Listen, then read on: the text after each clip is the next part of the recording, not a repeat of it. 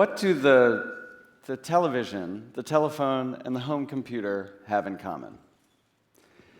When they were first introduced, they were all dismissed as toys.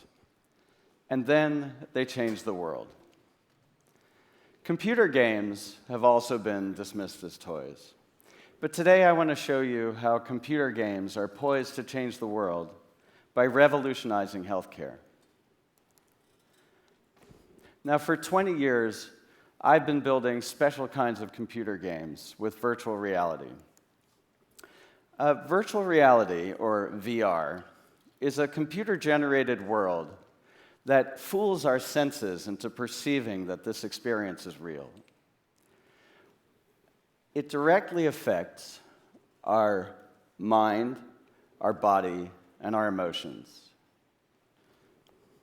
And our brains encode and recall virtual worlds much more deeply than just images we've seen, more like places we've been.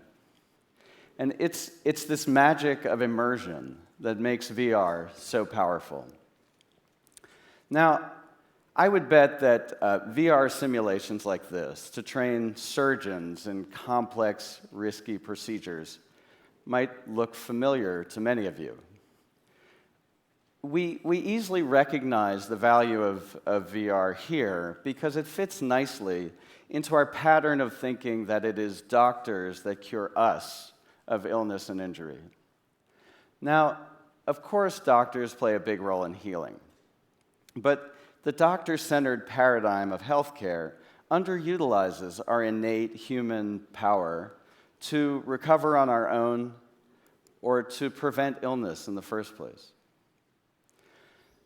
VR games are going to upend this paradigm and unleash the power of play to make us healthier. In mental health, for example, VR transforms talk therapy into action therapy.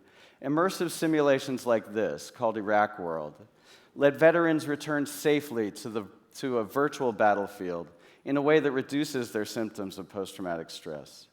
We can confront phobias in virtual worlds with gradual exposure to a dreaded spider. Or psychologists in Spain let patients with anorexia play with the consequences of eating a virtual pizza. The act of play, overcoming these challenges through trial and error, recalibrates our perceptions with reality and puts mind and body back in balance. VR is also transforming physical health care and rehabilitation.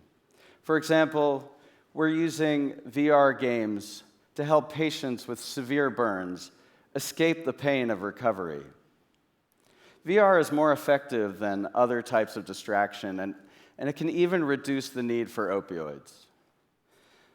Now, by adding a treadmill for a walking meditation and biofeedback sensors to close the loop, we're building new therapies for chronic pain as well.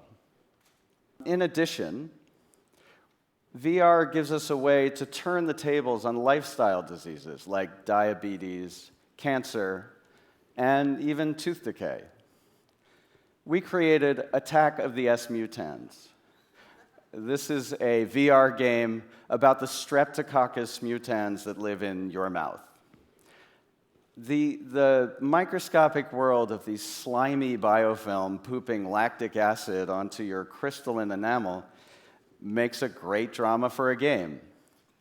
Kids are drawn into this action, and then they transfer this message into their own lives. So toothbrushing is no longer just a tedious task.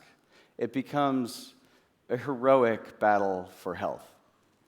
So today, VR no longer requires a giant budget.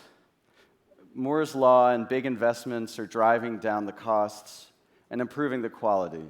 Soon we're going to have VR games on our smartphones, on our game consoles, and all over the web. It's time for us to embrace this technology and use this opportunity for health. So, for doctors, what if instead of prescribing drugs to mask pain or poor health habits, you prescribe VR games for building resilience, bringing relief, and changing health habits. VR games, they give us a new tool to transfer play into better health.